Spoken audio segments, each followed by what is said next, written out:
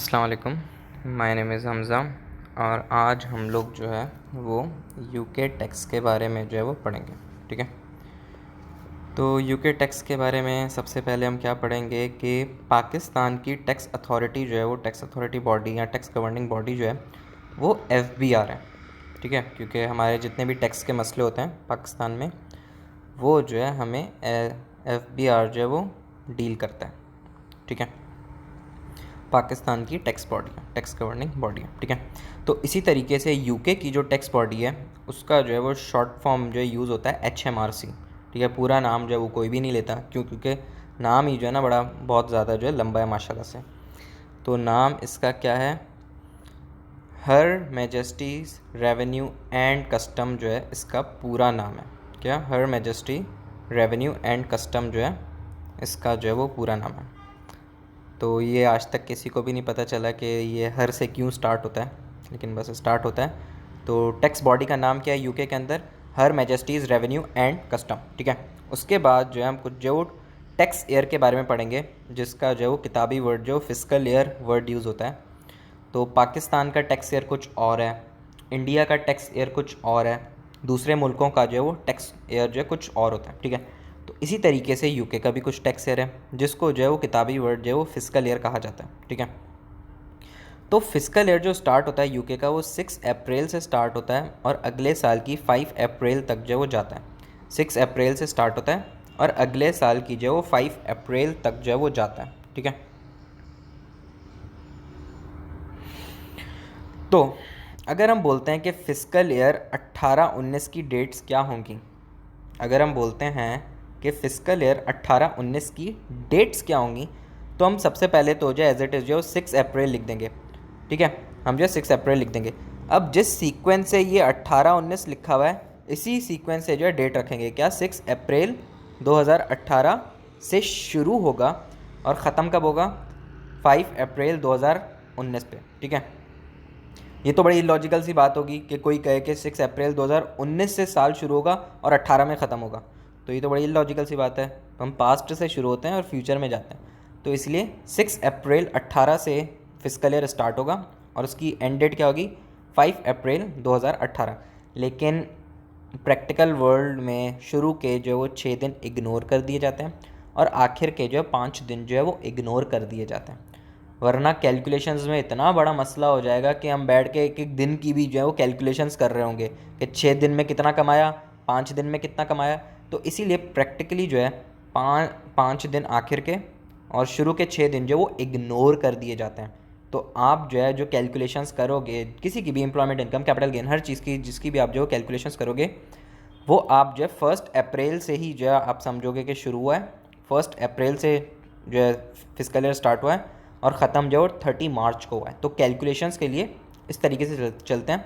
लेकिन जो है असल में अगर कोई बोले कि भाई फिस्कल ईयर की डेट क्या होती है, तो हम क्या बोलेंगे, 6 अप्रैल से स्टार्ट होता है और अगले साल के 5 अप्रैल पे जाता है। तो इसी तरीके से अगर कोई बोले भाई फिस्कल ईयर 19-20 की डेट्स क्या होंगी, तो उसकी डेट्स क्या होंगी, 6 अप्रैल 2019 से स्टार्ट होगा और 5 अप्रैल जो है 2020 पे जाके जो वो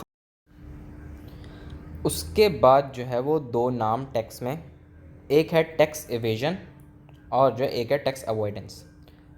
अगर आप किसी शरीफ इंसान के पास जाते हो और उसको बोलते हो कि यार मुझे जो है अपना टैक्स जो है वो सेव करना है, कम करना है, आप मुझे कोई तरीका बताएं, तो आपको जो भी जो तरीके बताएगा कि यार इस तरीके से आप जो है ना लीगली अपना जो है टैक्स कम कर सकते हो, तो वो जो टैक्स कम होगा वो टैक्स अवॉइडेंस कहलाएगा। लेकिन अगर आप किसी नॉन शरीफ इंसान के पास चले गए जो जो कि अच्छे काम नहीं करता और हमेशा जो है वो टैक्स में चोरियां करता रहता है, तो आपको हमेशा उल्टी पुल्टी एग्जांपल्स देगा, तो वो जो है टैक्स एवेजन कहलाता है। ठीक है, यानी सिंपल टैक्स में जो चोरी करना। ठीक है, तो टैक्स अवॉइडेंस क्या होता है कि लीगल वे में जो आप जो अपना टैक्स जो है सेव करो, legal way to save tax. क्या, legal way to save tax. इसकी जो बहुत सारी एग्जांपल्स होती हैं, जो है बहुत सारे जो है रिलीफ्स होते हैं जिनमें आप जो उन रिलीफ्स को अगर अवेल करते हो तो फिर जो है आपका जो वो टैक्स जो है वो कम होता है। ठीक है, टैक्स इवेजन क्या होता है कि आप जो है इलीगल वे में अपना जो है वो टैक्स सेव करते हो, यानी सिंपल जो है वो टैक्स में आप जो है वो चोरी करते हो। तो लीगल वे में सेव करोगे तो टैक्स अवॉइडेंस, इलीगल वे में जो वो टैक्स सेव करेंगे तो जो वो टैक्स एवेजन कहलाएगा, ठीक है। टैक्स अवॉइडेंस की एग्जांपल क्या होती है कि बहुत सारे जो है रिलीफ्स होते हैं, आप वो अवेल करो तो आपका जो टैक्स जो है बच जाएगा, ठीक है। हम कह सकते हैं कि भाई पर्सनल अलाउंस भी जो है, आगे हम पढ़ेंगे क्या होता है, पर्सनल अलाउंस भी हमारी जो है इनकम को कम करता है, तो इनकम को कम करता है तो हमारा टैक्स कम होता है, ठीक है। पर्सनल अलाउंस जो है एक लिमिट तक जो है वो इनकम में जो रिलीफ होता है कि उस लिमिट तक आपको कोई जो टैक्स नहीं देना पड़ता। तो कहीं कहीं ऐसा भी होता है कि पर्सनल अलाउंस कहीं कहीं बहुत कम हो जाता है, तो पर्सनल अलाउंस को बढ़ाने के भी जो है वो बहुत जो है वो तरीके होते हैं। तो अगर आप वो तरीके अवेल करते हो और जो है आप वैसे काम करते हो तो आपका पर्सनल अलाउंस बढ़ भी सकता है, जिसकी वजह से आपकी कम इनकम कैलकुलेट होगी, तो आपको कम टैक्स पे करना पड़ेगा। तो पर्सनल अलाउंस बचाना भी जो है वो टैक्स अवॉइडेंस में आता है। बहुत सारे जो है रिलीफ्स होते हैं वो भी जो है वो टैक्स अवॉइडेंस में आते हैं। टैक्स इवेजन की क्या एग्जांपल है, सिंपल, आपने अपनी जो है फॉर एग्जांपल आपने 1 लाख रुपए आपकी सैलरी है, आप जो है टैक्स वालों को जाके बोल रहे हो कि यार मैं तो सिर्फ 10,000 रुपये गुजारा करता हूँ, मेरी तो सिर्फ 10,000 रुपीज़ इनकम है, तो जो है आप जो है ये टैक्स चोरी कर रहे हो, ये टैक्स इवेजन में आता है। और जिसकी और सबसे अच्छी जो है वो एग्जांपल जो है वो क्या है, जो कि सबको बहुत अच्छे से समझ आती है, वो है भाई नॉन कस्टम पेड गाड़ियाँ, ठीक है।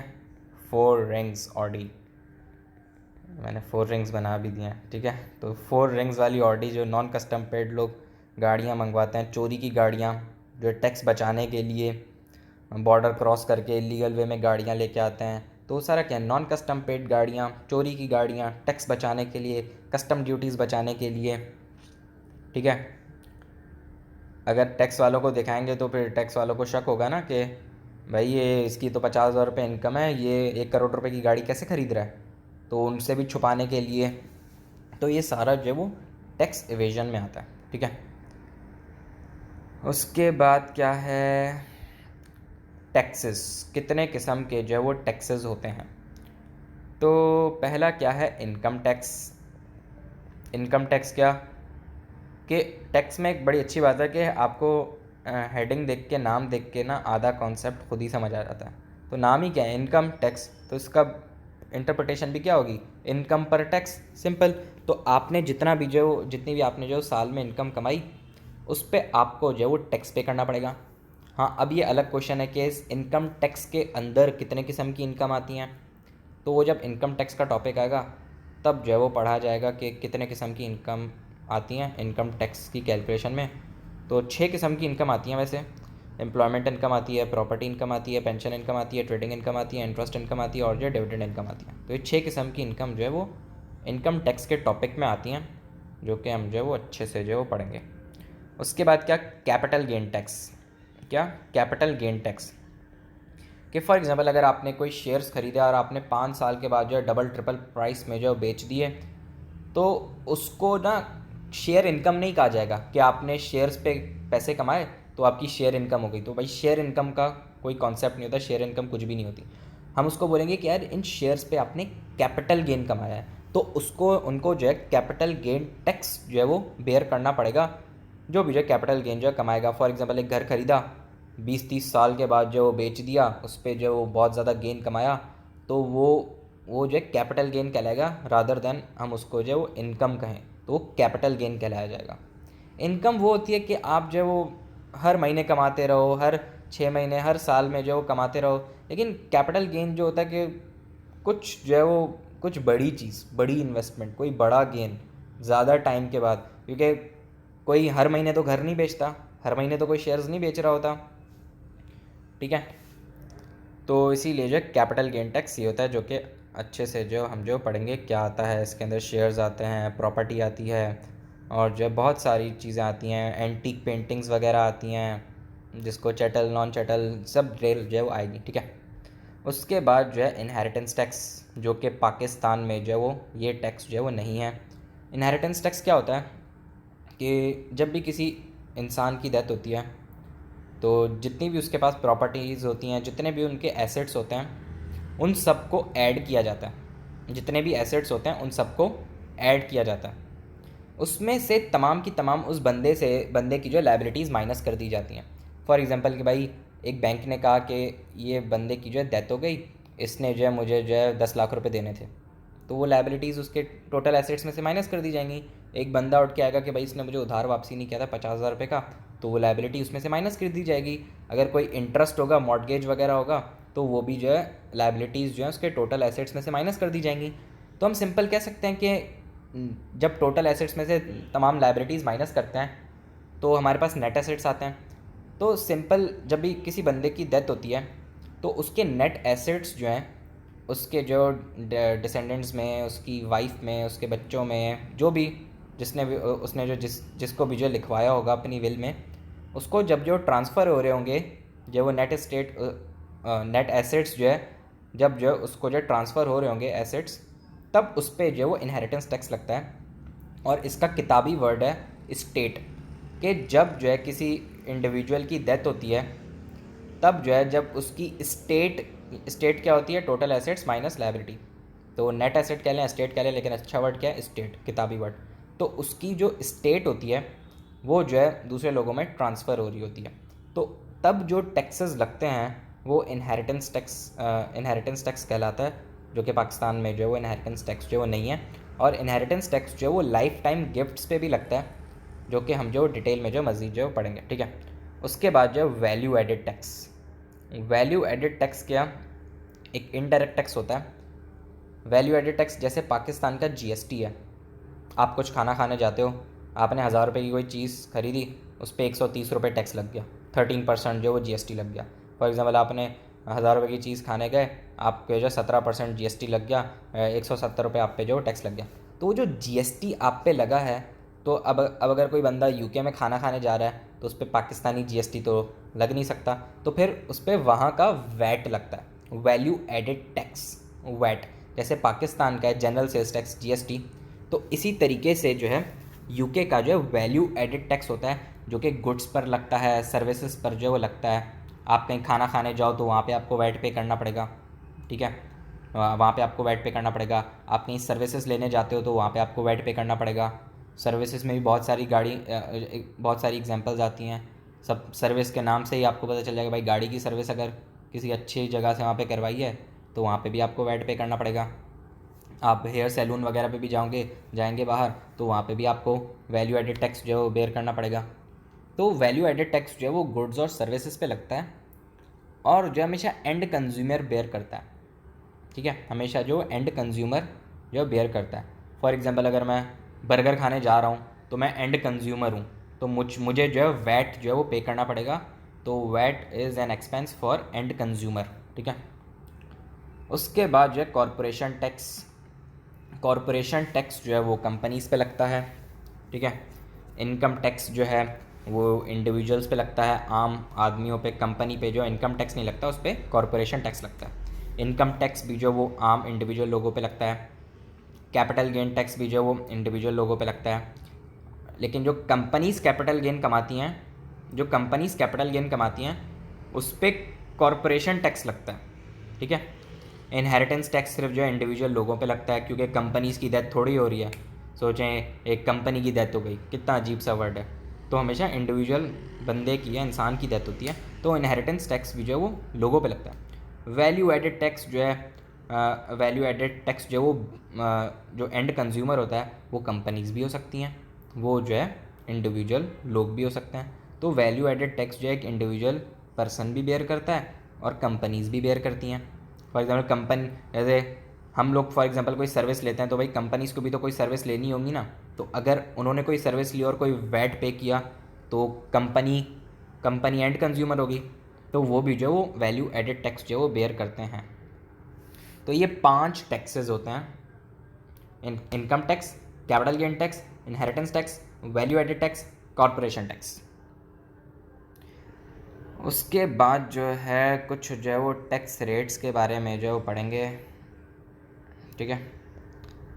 टैक्स रेट्स तो जो वो 3 किस्म के जो टैक्स रेट होते हैं। एक होता है प्रोग्रेसिव टैक्स रेट, एक होता है प्रोपोर्शनेट टैक्स रेट, और तीसरा होता है एग्रेसिव टैक्स रेट, ठीक है। तो जो ये 3 किस्म के जो टैक्स रेट होता है, प्रोग्रेसिव रेट, प्रोपोर्शनल रेट और जो एग्रेसिव रेट।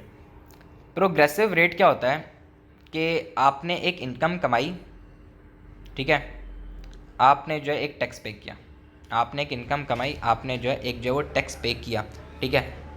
अगर आप जो है वो ज़्यादा इनकम कमाओ तो जितने परसेंट से आपने ज़्यादा इनकम कमाई, टैक्स उतने परसेंटेज से नहीं, उससे जो है वो ज़्यादा बढ़ गया, ठीक है। इसकी एग्जांपल क्या है कि दो चीज़ें, क्या, इनकम और टैक्स, ठीक है।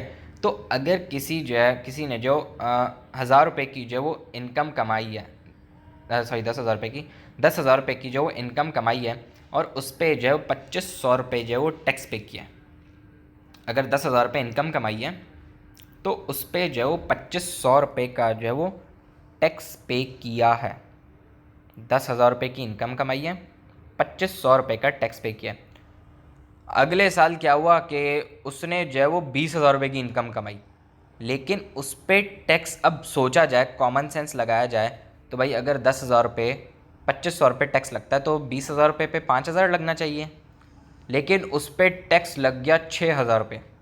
तो ये जो टैक्स रेट है ये प्रोग्रेसिव टैक्स रेट है, और ज़्यादातर प्रोग्रेसिव टैक्स रेट जो है वो अमीरों से ज़्यादा टैक्स लेने के लिए जो रखा जाता है कि अगर किसी ने, हाँ, जब वो 10,000 रुपये इनकम कमाई तो हम उससे 2,500 रुपये टैक्स लेंगे, किसी ने जब वो 20,000 रुपये इनकम कमाई तो हम उससे 5,000 नहीं, उससे 6,000 रुपये टैक्स लेंगे। अगर फॉर एग्जाम्पल अगर वो 30,000 रुपये कमाता है तो हम उससे जो वो 7,500 नहीं, हम उससे जो वो 11-12 हज़ार रुपये टैक्स लेंगे। तो अमीरों से जो वो ज़्यादा जो वो टैक्स लेने के लिए प्रोग्रेसिव टैक्स रेट जो वो लगाए जाते हैं, ठीक है। तो और टैक्स में भी आप ऐसे ही पढ़ेंगे कि जितना बंदा अमीर होता जाता है ना, उस पर टैक्स के बर्डन उतने बढ़ते जाते हैं, और उस जितना प्रोपोर्शन से इनकम बढ़ती है उसके ज़्यादा प्रोपोर्शन से जो वो टैक्स बढ़ता है, ठीक है। और ऐसे भी होता है, जैसे मैंने अभी पर्सनल अलाउंस की एग्जांपल दी थी जो कि हमारी इनकम को कम करता है, ऐसा भी होता है कि अगर आपकी इनकम बहुत ज़्यादा है तो आपका पर्सनल अलाउंस कम हो के ज़ीरो पे आ जाएगा, आपको कोई पर्सनल अलाउंस ही नहीं मिलेगा। तो जितना अमीर होता जाता है बंदा, उसको ज़्यादा प्रोपोर्शन पर जो वो टैक्स जो वो देना पड़ता है। प्रोपोर्शनेट टैक्स रेट या प्रोपोर्शनल टैक्स रेट क्या होता है कि जो वो जितने प्रोपोर्शन से आपकी इनकम बढ़ी उतने ही प्रोपोर्शन से आपका जो वो टैक्स बढ़ा। अगर 10,000 रुपये कमाया था, 2,500 रुपये टैक्स भरा, तो अगर आप 20,000 रुपये कमाते हो तो आपको जो 5,000 का टैक्स पे करना पड़ेगा। तो ये सिंपल, ये तो कॉमन सेंस की बात है भाई, इनकम भी डबल हो गई, टैक्स भी डबल हो गया, कॉमन सेंस, ठीक है। एग्रेसिव टैक्स रेट जो है वो जो प्रोग्रेसिव टैक्स रेट का जो है वो इन्वर्स होता है। आज़ान हो रही है। उसके बाद जो है क्या एग्रेसिव टैक्स रेट के बारे में, तो इसके बारे में क्या था कि भाई इनकम अगर फॉर एग्जांपल जो है वो 10,000 है, टैक्स जो वो 2,500 रुपये लगा, इनकम आपकी डबल हो गई 20,000 रुपये हो गई, लेकिन जो वो टैक्स जो वो 5,000 होने के बजाय 4,000 रुपये हुआ। तो सिंपल बस ये जो बातें याद रखनी है कि प्रोग्रेसिव टैक्स रेट क्या होता है कि जितने से आपकी इनकम बढ़े टैक्स उससे ज़्यादा से बढ़े। प्रोपोर्शनल टैक्स रेट या प्रोपोर्शनेट टैक्स रेट क्या होता है कि आपकी जितने से इनकम बढ़े उतने से टैक्स रेट बढ़े, टैक्सेस बढ़ें। और जो एग्रेसिव टैक्स रेट क्या होता है, आपकी इनकम जो जितने से बढ़े आपके टैक्स जो उस उतने ज़्यादा से जो ना बढ़ें, थोड़े जो कम बढ़ें, ठीक है। और इस एग्रेसिव टैक्स रेट को जो आप जो इन्वर्स ऑफ जो वो प्रोग्रेसिव टैक्स रेट भी जो वो कह सकते हैं, ठीक है।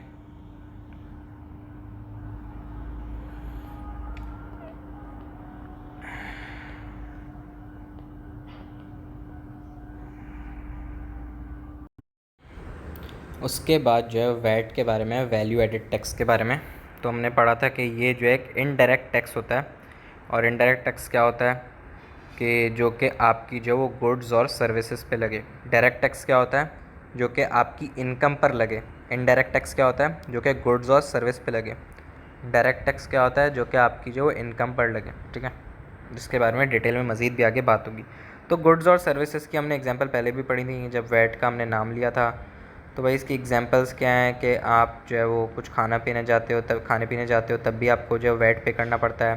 कोई आप सैलून वगैरह जाते हो, कोई सर्विसेज लेने जाते हो, शॉपिंग करने जाते हो, तो फिर आपको कपड़ों पे भी जो वो वैट वगैरह जो है वो पे जो है वो करना पड़ता है, ठीक है। उसके बाद जो है एग्जांपल क्या है कि भाई वैट की जो परसेंटेज जो है 20 है। अभी हम जितनी भी आगे एग्जांपल्स करेंगे उन सब में यही समझेंगे कि वैट की जो परसेंटेज है वो 20% है, ठीक है।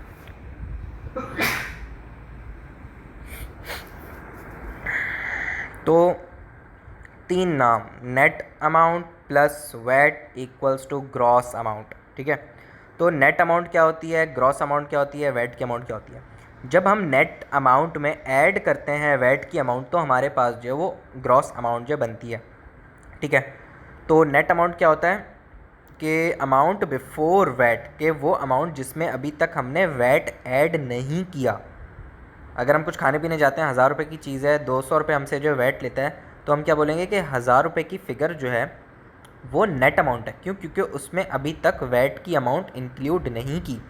जब हम उसमें वैट 200 रुपये का ऐड कर देंगे तो हम बोल देंगे कि जो भी हमारी जो अमाउंट बनी 1200 रुपये, जितना हमने बिल पे किया 1200 रुपये, वो ग्रॉस अमाउंट है। क्यों? क्योंकि उसमें वैट जो है वो इंक्लूडेड है। और ग्रॉस अमाउंट क्या कि भाई वैट आफ्टर टैक्स। तो वैट लगने से पहले वाली अमाउंट को जो है वो नेट अमाउंट कहा जाता है, वैट लगने के बाद वाली अमाउंट को जो ग्रॉस अमाउंट जो है वो कहा जाता है, ठीक है। तो इसकी एग्जांपल जो है यही थी, 1000 200 ऐड किया तो 1200। तो नेट अमाउंट की परसेंटेज हमेशा 100% होती है, वैट की परसेंटेज हमेशा जो है वो 20% होती है, लेकिन कहीं कहीं जो 20% से कम भी होती है। वो कुछ एक दो स्कीम वगैरह हैं उसमें होता है, जिसके बारे में हम डिटेल में पढ़ेंगे कि भाई जो है वैट की परसेंटेज जो वो 20% से कम जो है वो कब होती है, जो कि डिटेल में जो भी आगे आएगा, ठीक है। तो वैसे नेट अमाउंट हमेशा 100% होती है, वैट की अमाउंट 20%, तो ग्रॉस अमाउंट की परसेंटेज कितनी बनी, 120%, ठीक है। उसके बाद जो हम पूरी एक एग्जांपल करते हैं, तो एग्जांपल क्या है कि नेट अमाउंट हमें गिवन है 1000 की और वैट की परसेंटेज है जो है वो 20%। तो सिंपल इसमें जो वो 200 रुपये का वैट ऐड कर देंगे तो हमारे पास जो ग्रॉस अमाउंट जो है 1200 रुपये की बन जाएगी।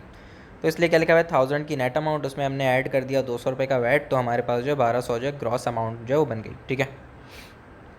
हमारे पास जो ग्रॉस अमाउंट जो है वो बन गई, ठीक है। उसके बाद दूसरी एग्जांपल क्या है कि एग्जांपल नंबर 2 के जो ग्रॉस अमाउंट हमें गिवन है कितने की, 2400 रुपये की। ग्रॉस अमाउंट कितनी गिवन है, 2400 रुपये की, और वैट की परसेंटेज जो है वो 20% है। तो अब हमें क्या लग रहा है कि भाई ये ग्रॉस अमाउंट जो है वो 120% होगा, ठीक है। जब हम इसको डिवाइड कर देंगे 120% के साथ, मल्टीप्लाई कर देंगे 20% के साथ, तो हमारे पास वैट की अमाउंट आ जाएगी। और साफ साफ पता चल रहा है कि भाई 2000 रुपये का जो है वो 2000 रुपये की नेट अमाउंट है, 400 रुपये जो उसमें वैट ऐड किया गया है, तो जो 2400 रुपये जो वो ग्रॉस अमाउंट की फ़िगर बन गई है, ठीक है। तो ये जो 2400 रुपये है ये ग्रॉस अमाउंट की फ़िगर है, ठीक है। इसमें जो है वो इसमें जो है ये 400 का जो है वो वैट जो वो इंक्लूडेड है, जो कि 20% का है।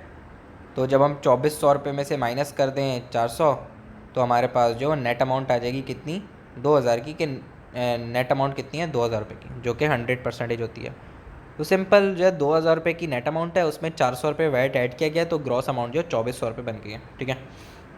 अब हम देखेंगे कि परसेंटेजेस में जो किस तरीके से जो कैलकुलेट करते हैं, ठीक है।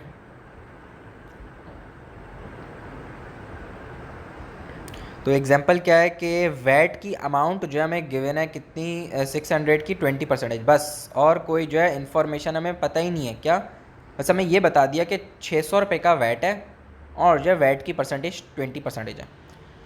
अब हमें जो है निकालनी है नेट अमाउंट। अब हमें क्या निकालनी है, नेट अमाउंट। हमारे पास वैट की अमाउंट जो है वो 600 की गिवन है और वैट की परसेंटेज जो है वो 20% है, ठीक है। नेट अमाउंट की परसेंटेज हमेशा 100% होती है, ग्रॉस अमाउंट की कितनी होगी इस केस में, 120%, ठीक है।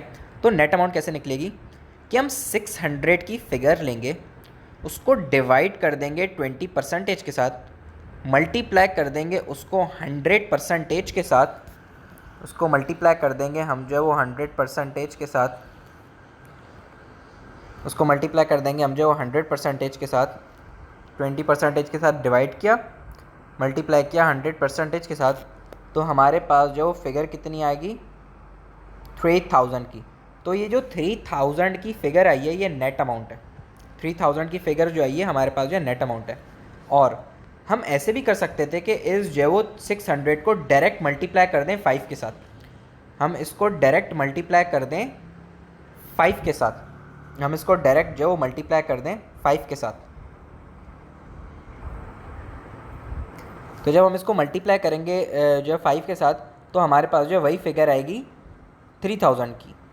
क्यों हमने इसको 5 के साथ जो है वो 5 के साथ जो है इसको जो है वो मल्टीप्लाई किया, क्योंकि मैं इसको बिल्कुल ऐसे कर देता हूँ कि 600 की फिगर उसको डिवाइड करते हैं 20 के साथ, या 20 के साथ मल्टीप्लाई करते हैं 100 के साथ, तो हमारे पास जो है वही जो 3000 की फिगर आती है। तो जब 21 होता है, 25 जो है वो 100 होता है। तो इसीलिए ये तो जब 600 को डिवाइड करेंगे 1 के साथ, तो हमारे पास 600 ही बचेगा।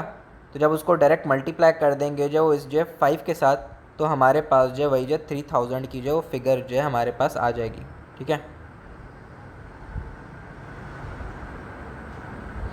इसीलिए हमने जब 600 को जो वो मल्टीप्लाई किया डायरेक्ट 5 के साथ, तो हमारे पास जो 3000 की फिगर आ गई। ठीक है, अब हमें ग्रॉस अमाउंट निकालनी है। हमें क्या करना है, ग्रॉस अमाउंट जो है हमें जो है वो निकालनी है। तो हमने क्या किया, वैट की अमाउंट जो गिवन थी उसमें से ही ग्रॉस अमाउंट निकालनी है। तो हमने 600 को क्या किया, डिवाइड किया 20% के साथ, मल्टीप्लाई किया 120% के साथ, तो हमारे पास जो वो 3600 की जो वो ग्रॉस अमाउंट आ गई। और देखा जाए तो नेट अमाउंट कितनी आई है 3000, उसमें अगर वैट का 600 ऐड कर दें तो यही फिगर बनेगी 3600 की।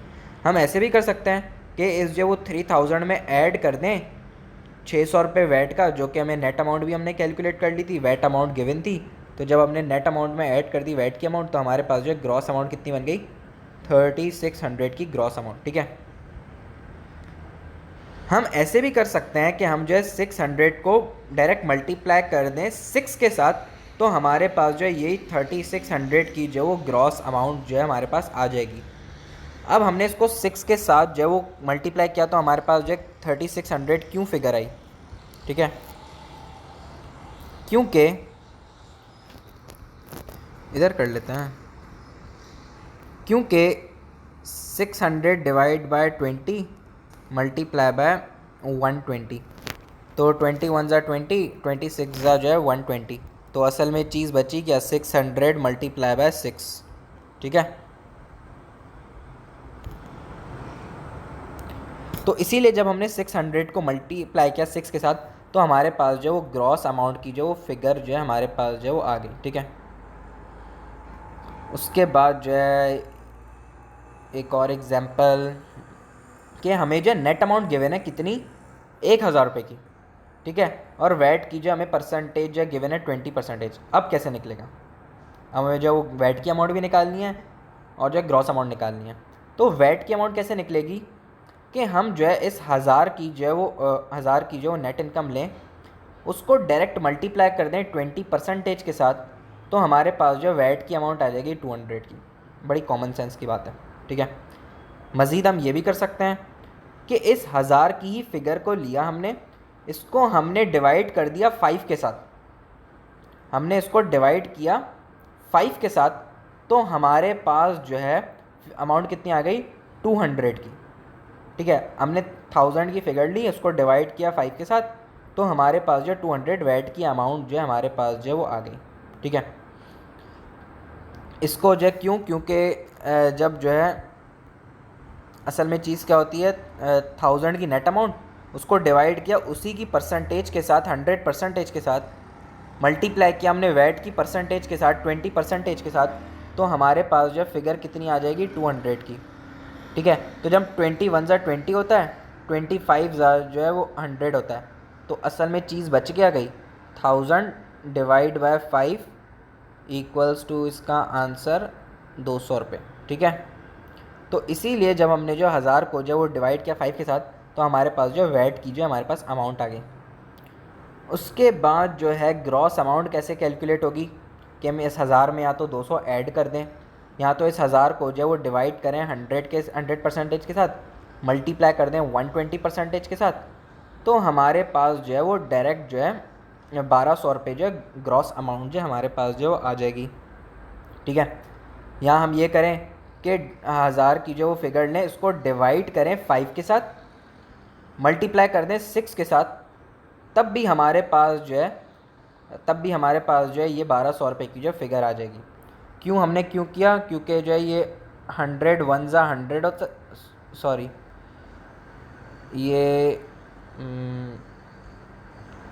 20 मल्टीप्लाई बाय 5 जो है वो 100 होता है, और जो 20 मल्टीप्लाई बाय 6 जो है वो 120 होता है। तो इसीलिए जो बची क्या चीज़, इसको काट दें, इसको काट दें, तो नीचे क्या चीज़ बची, डिनोमिनेटर में 5 और मल्टीप्लाई किया 6 के साथ। तो इसीलिए ये जो हमने 1000 को डिवाइड किया 5 के साथ, मल्टीप्लाई किया 6 के साथ, तो हमारे पास जो है 1200 की जो फिगर आ गई। वो 100 वन ज़ा 100 जो वो नेक्स्ट है, नेक्स्ट वाला जो वो शॉर्टकट है। नेक्स्ट शॉर्टकट क्या है कि आपने 1000 की फिगर ली, जो वो नेट अमाउंट, उसमें जो आपने ऐड कर दिया 200 रुपये वैट का, तो आपके पास जो वो ग्रॉस अमाउंट आ गई। आप ऐसे भी कर सकते हो, ठीक है। आप एक और भी चीज़ कर सकते हो कि आपने डायरेक्ट जो वो 1000 की फिगर ली, उसको मल्टीप्लाई कर दिया 1.2 के साथ, तब भी आपके पास जो 1200 रुपये की जो फिगर आ जाएगी, ठीक है। क्यों? क्योंकि जो है हम क्या करते हैं, 1000 था ना, 1000 मल्टीप्लाई बाय 100 मल्टीप्लाई बाय 120, तो हमारे पास 1200 की फिगर आती है। तो 100 वन ज़ा 100 होता है, और 100 मल्टीप्लाई बाय 1.2 जो 120 होता है। तो इसलिए 100 कट गया, 120 कट गया, तो चीज़ असल में बची क्या, 1000 मल्टीप्लाई बाय 1.2, तो 1200 रुपये की जो वो फिगर जो है हमारे पास जो है वो आ गई, ठीक है। और ये क्या था कि भाई 1000 डिवाइड बाय 100 मल्टीप्लाई बाय 120, तो 25 ज़ा 100 होता है, और 26 ज़ा जो है 120 होता है। तो इसीलिए जो है हमने 1000 को जो है वो डायरेक्ट डिवाइड किया था 5 के साथ, मल्टीप्लाई किया 6 के साथ, तो हमारे पास 1200 रुपये की फिगर आ गई थी ग्रॉस अमाउंट की, ठीक है। तो हमारे पास जो है ये चीज़ जो हमारे पास आ गई। तो हम जो है जब हमें नेट अमाउंट गिवन हो और ग्रॉस अमाउंट की तरफ जाना हो, तो हम ऐसे भी कर सकते हैं, डिवाइड बाय 100 करें, मल्टीप्लाई बाय 120 करें, डिवाइड बाय 100 परसेंटेज करें, मल्टीप्लाई बाय 120 परसेंटेज करें, या डिवाइड बाय 5 करें, मल्टीप्लाई बाय 6 करें, ठीक है। या तो जो है वैट की अमाउंट निकाल लें, उसके बाद जो है नेट अमाउंट में वैट ऐड कर दें तो हमारे पास ग्रॉस अमाउंट आ जाएगी, या डायरेक्ट नेट अमाउंट को 1.2 के साथ मल्टीप्लाई कर दें तो हमारे पास ग्रॉस अमाउंट आ जाएगी। तो बहुत तरीके होते हैं, ठीक है। उसके बाद जो है नेक्स्ट एग्जांपल कि अब हमें जो हमारे पास ग्रॉस अमाउंट गिवन है कितनी, 4800 की, और वैट की जो परसेंटेज कितनी है, 20%, ठीक है। तो अब जो है वैट की अमाउंट कैसे निकलेगी, तो हम जो ग्रॉस अमाउंट लेंगे जो 4800 की, उसको डिवाइड करेंगे 120% के साथ, मल्टीप्लाई करेंगे 20% के साथ, तो हमारे पास जो है वो वैट की अमाउंट आ जाएगी 800 की, ठीक है। हम ऐसे भी कर सकते हैं कि इस 4800 को डायरेक्ट हम डिवाइड कर दें 6 के साथ, तो हमारे पास जो है 800 की जो है वो वैट की अमाउंट जो है हमारे पास आ जाएगी, ठीक है। अब ये क्यों पॉसिबल हुआ, क्योंकि 4800 डिवाइड बाय 120% मल्टीप्लाई बाय 20%, ऐसे ही होता है ना, जो अमाउंट गिवन है उसकी ही नीचे परसेंटेज रखते हैं, और जो अमाउंट चाहिए उसकी परसेंटेज से मल्टीप्लाई करते हैं। तो इसीलिए ये जो 4800 डिवाइड बाय 120% था, मल्टीप्लाई बाय 20% था, तो 20 वन ज़ा 20 होता है, और जो है वो 26 जो है वो 120 होता है। तो इसलिए आखिर में चीज़ बची क्या, 4800 डिवाइड बाय 6, तो हमारे पास जो वैट की अमाउंट आ जाएगी, कब, जब ऊपर ग्रॉस अमाउंट लिखी हुई हो, ठीक है। तो इसीलिए हमने जब 4800 की ग्रॉस अमाउंट को डिवाइड किया 6 के साथ, तो हमारे पास जो डायरेक्ट जो है वो वैट की अमाउंट आ गई 800 की, ठीक है। अब जो है नेट अमाउंट कैसे निकाली जाए, बड़ा आसान है।